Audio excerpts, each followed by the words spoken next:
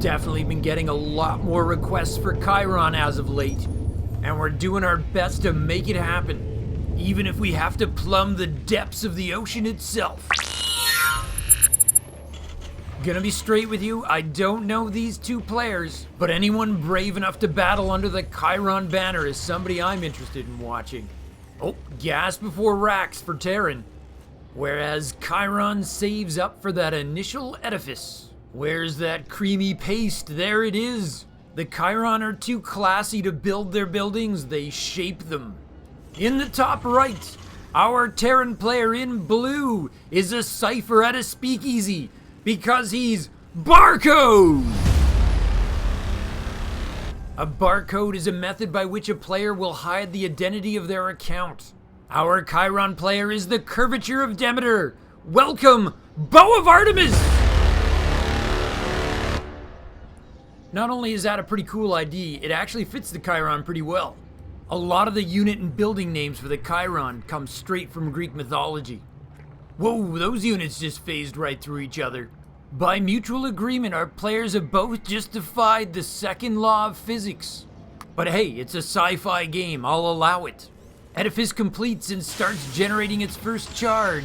Rax completes and starts generating its first Marine. Converter is gonna start attacking that SCV. We still need to see more to see how it plays out, but I still think that converters are gonna be the kings of worker fights. Just because they heal so very well. Though it still has to get out of there before that Marine finishes. Oh, the rally point's gonna cut it right off. That is a dead little converter. Mousy goes poof, and that is good for our first blood.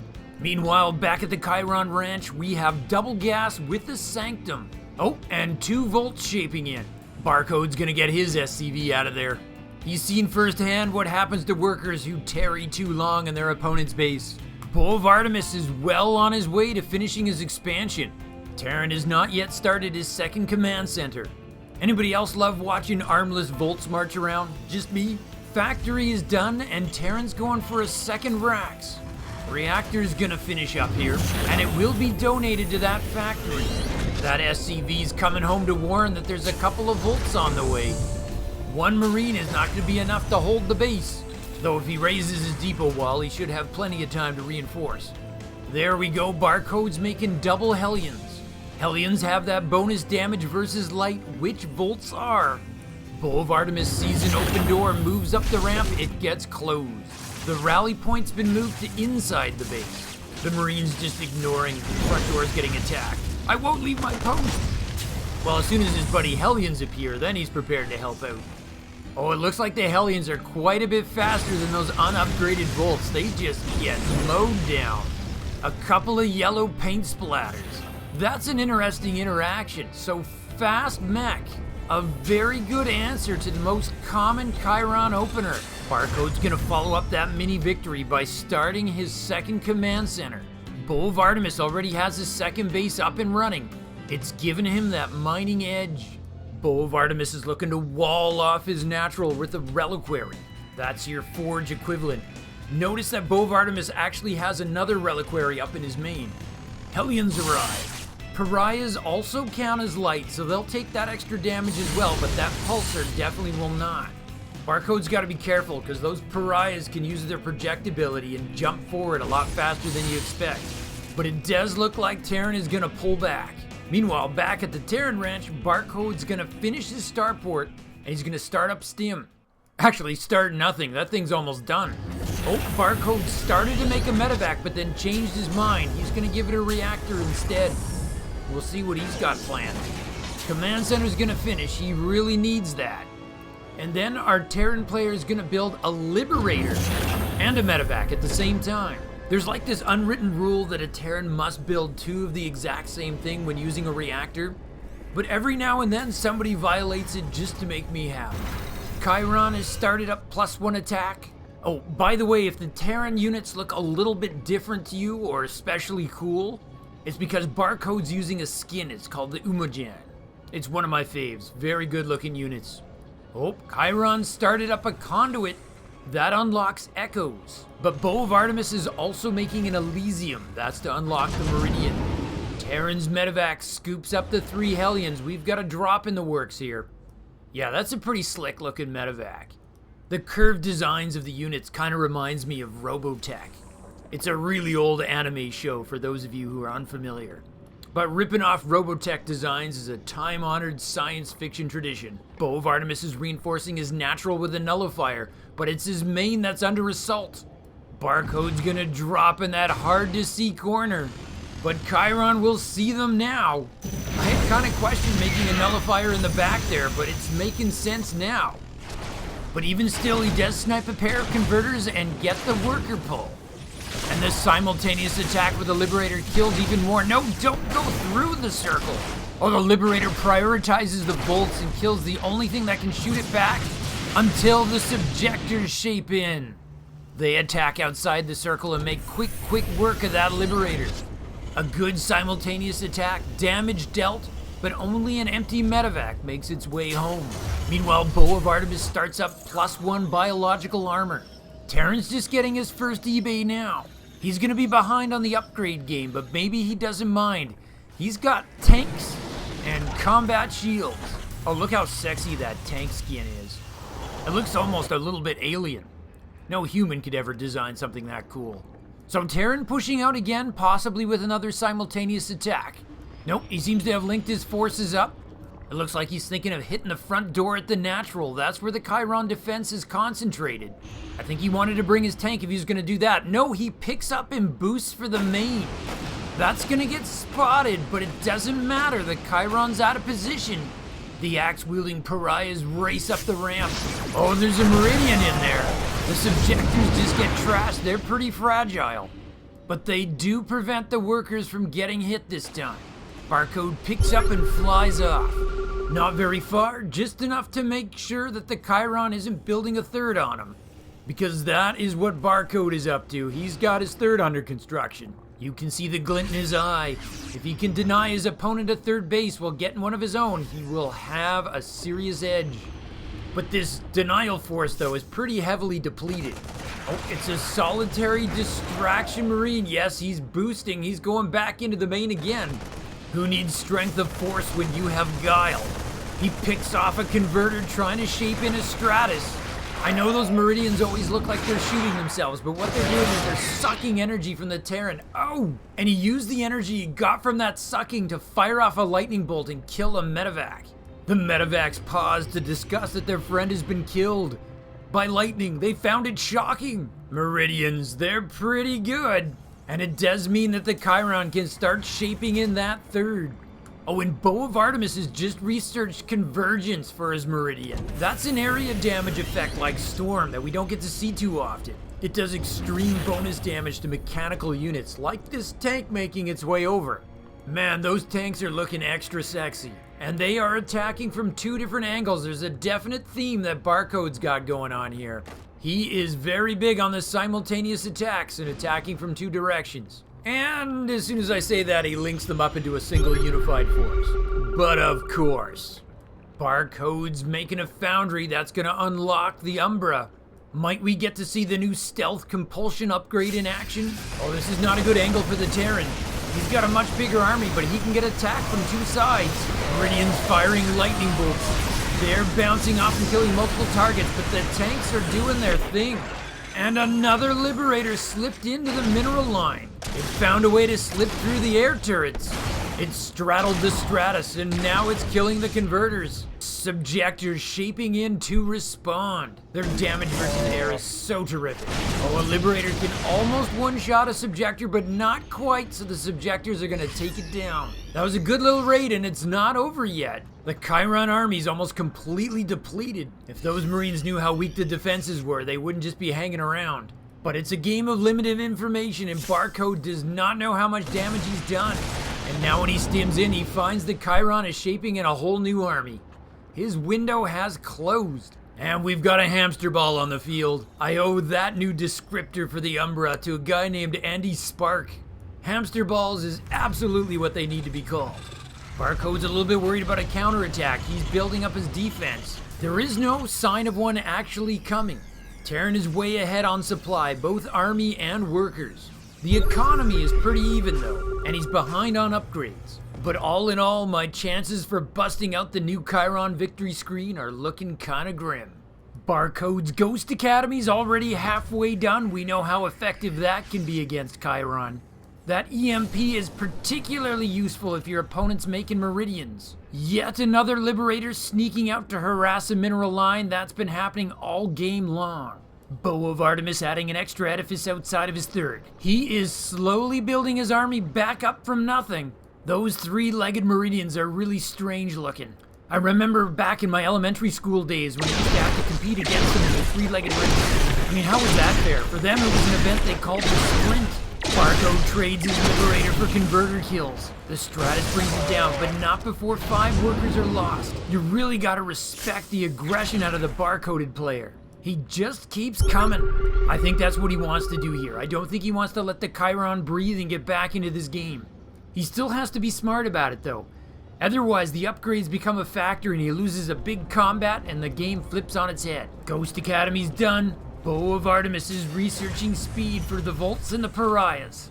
And as the production tab shows, Barcode just went on a huge spending spree. Playing catch up on those upgrades and getting himself that fortress. You'll notice Bow of Artemis' Sim City as he puts all his production facilities around his citadel. He just kind of wraps them around. I assume the idea behind it is to maximize the number of buildings that can take advantage of one single energize hit. That may not be the biggest army, but it's perhaps the best looking. They look like they're having a little pre-battle huddle. Alright you guys, I want the Umbra to go long. Meridians cut left, and I want you Pariahs going straight up the middle. And then we'll do a victory dance and a soft drink endorsement. The Terran income advantage though is really starting to become a factor. The supply differential's getting pretty intimidating. Bow of Artemis has got to find a way to chip away at the Terran forces, and he's got to be uber efficient about it. That's right people, not just efficient, but uber efficient. Oh, we get to see an Echo go into Discord mode. That doesn't happen very often. The Echo's now a detector, but more than that, that blue field is like a slow zone, but it only affects enemy units. But as you can tell, the Echo is now stationary, which makes it vulnerable. There's an upgrade that'll actually cloak the Echo when it's in Discord mode, but at this point it doesn't look like Bow of Artemis has had an opportunity to research it. Though he's copying his Terran opponent, and at this moment he's researching practically everything else. Oh, and that now includes Dissonance Projector, the very upgrade I was talking about. It lets you cloak in Discord mode, and send private messages to all your gamer buddies. Just kidding about that last part. Anyways, I really like that Artemis is using the Discord to seal off that attack path to his third base. I have no idea if that actually works, but I haven't seen it done before, so I gotta give him points for that. Oh, the mutually agreed upon rest time is over. Barcode is back to attacking. And as always, he plans to hit 2 places at once. He's close to maxing out, his opponent is not, so trading is definitely in his interest. Oh, he's gonna conveniently demo the Discord field for us. Looks like he rolled into an inhibitor zone, and then the Meridians just ripped that loaded medevac apart. Barcode though is on to plan B, he's gonna get vengeance on that Citadel. He gets the pudding pop and pulls back a huge projection. The Pariahs get right on top of the Terran army and start whacking away with those axes. And then the Meridians are bolstering with that long-range damage. Another projection! Oh, the Pariahs are just projecting their mummy and daddy issues all over the Terran army. Barcode had almost a maxed out army and his supply dropped to 154. He just got pole-armed there. Death by halberd. Artemis is feeling some momentum. Is he gonna attack into the Terran? There's a siege tank there. It's a bit of a trap. You see a command center, you want to attack it. But the Terran defense is set. Liberator sets up its death zone. Oh, the Meridians can outrange it. They just suck it dry. The Meridian is just so good. I think our Terran player has to EMP them with his Ghost, otherwise it's just going to be a huge advantage. Keiron swings right. It's the classic go where the defense is not. And instead of a nest of siege tanks, the Keiron might find a newly minted command center. Oh, but Barcode catches him with a timely scan. That was big. Artemis is researching the shield upgrades. Those affect each and every one of his units. We don't see that nearly enough. Oh, orange lightning bolts ripping to the Terran army. There's the EMPs, just a little bit too late. It's laser axe versus machine gun. The Meridians in the back did not get EMP'd. They still fired off more lightning bolts. That was a good exchange for the Keiron. They closed some of the supply gap. The inducers are giving the Keiron even more long range. Whoa, that is a lot of circles of doom. A Venn diagram of vengeance. Nope, I'm not doing that again. You can all admire my restraint. Barcode is adapting by making a ton of ghosts, 6 at a time. With the Keiron composition, it's all about the EMPs. Both sides getting their +3 attack upgrades. Oh, we have Space Doggy. Artemis is shaped in a Titan. Another 3-legged walker. Depending on your point of view, it's either got the head of a nullifier or a Doberman.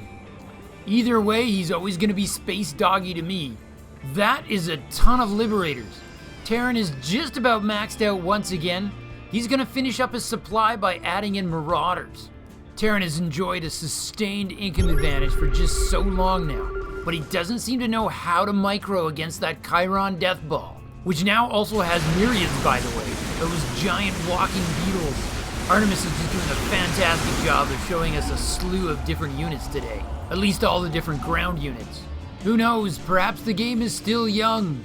Terran is officially maxed. That means Barcode's gonna be spending his money on extra command centers and fortresses. Terran is one of those races that has so many excellent options to spend their money on once they're maxed. Liberators coming up to the Discord field, but they're just gonna rip it down. Oh, that took 1,000 shots. Liberator air damage is so low. The reason Liberators are considered to be good against enemy air is because they do splash. But if your opponent only has a few air units, then Liberator's not so great. But that's okay, Barcode has clearly brought them for the devastating damage he can do against ground. Oh, is he actually gonna pick off that Citadel? Yes, he gets the pudding pop again. That's actually significant. That's an important base for the Keiron. Artemis is gonna politely discuss it with his opponent. Let's call it axe diplomacy. It looks like everybody left the meeting agreeing that the offending Marines would be better off as worm food. And now Bow of Artemis is pushing forward with his Space Doggy in front. That is a serious tank, and he's got the inhibitor beam going. Look at it, it just shrugs off the shots from that fortress. It's an emergency SCV hug, but there is just a ton of firepower there. This is gonna be a controlled demolition for sure. There he goes. Our Terran player had the bigger army, more money, but no answer. The Keiron army is just crushing through. And there's the GG. The Terran was unable to solve that composition, and that means we finally get to do this.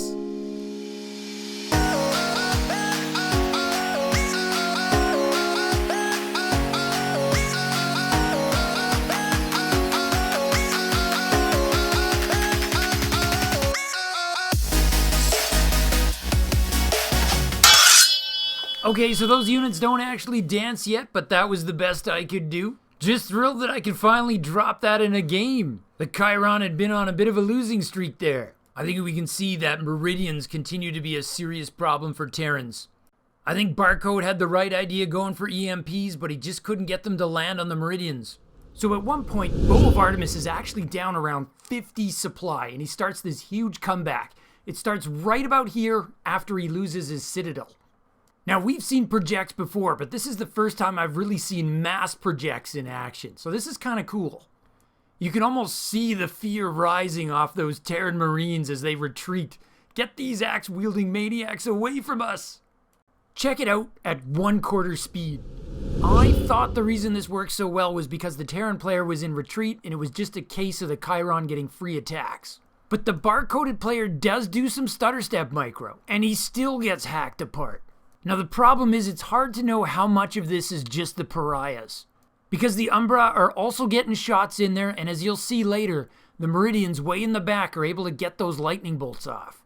But man, does Bow of Artemis make those pariahs look good. You see, the case against the pariah is this. It has very close to the same DPS and range as a Zergling, 10 and 1. But a Zergling costs half as much. So offensively, we're not impressed.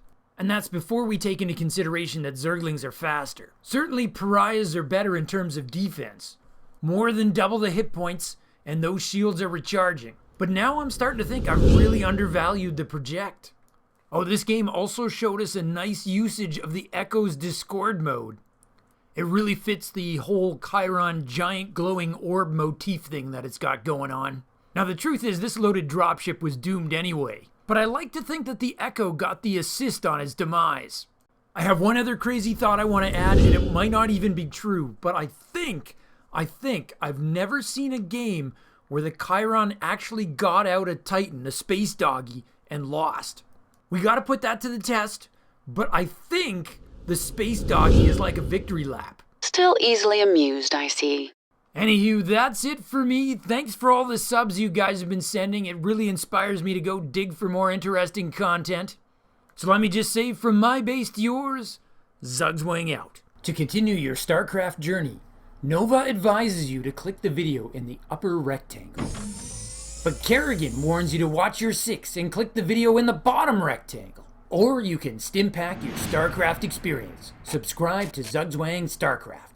Just hit the circle. From my base to yours, Zugzwang out.